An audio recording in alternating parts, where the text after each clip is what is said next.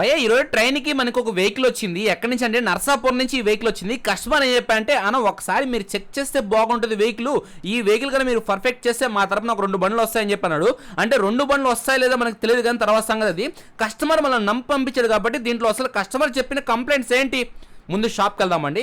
చూడండి, షాప్కి వచ్చిన తర్వాత మొత్తం చెక్ చేశాను. చెక్ చేసిన తర్వాత కస్టమర్ చెప్పిన ప్రాబ్లమ్స్, నేను నోటీస్ చేసిన ప్రాబ్లమ్స్ మొత్తం అయితే మీకు ఎక్స్ప్లెయిన్ చేస్తాను. హరి గారు, బండికి ఫుల్ ఇంజిన్ చేసేయండి, ట్యాంక్ పెయింటింగ్ చేయించండి, 4 కప్పులు చేంజ్ చేయండి, 4 కాయిల్సీలు 4 స్ప్రింగులు చేంజ్ చేయండి, ఇగ్నిషన్ లాక్ సెట్ చేంజ్ చేయండి, గ్రిప్స్ చేంజ్ చేయండి, లివర్ సెట్ చేంజ్ చేయండి, పల్సర్ టైప్ స్విచ్లు వస్తాయి కదా టైప్ 2 వైరింగ్ ఇటు అది యూజ్ చేయండి.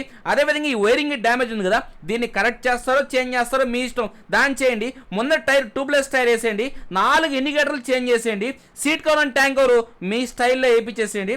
అదేవిధంగా కార్బెటర్ చెక్ చేస్తాను భయ, వద్దు భయ ఎక్కువ కాస్ట్ అయిపోద్ది అని చెప్పాను. అదేవిధంగా సైలెన్సర్ పెయింటింగ్ చేయించండి. ఈ సీట్ రింగ్ ఈ క్లాత్ ఉంది కదా, ఈ క్లాత్ తీసి నీట్గా పెయింటింగ్ చేయించండి.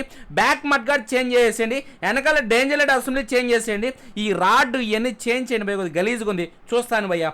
అదేవిధంగా ఈ సైలెన్సర్ ప్లేట్ చేంజ్ చేయడం, పెయింట్ చేయడం ఏదో ఒకటి చేయండి.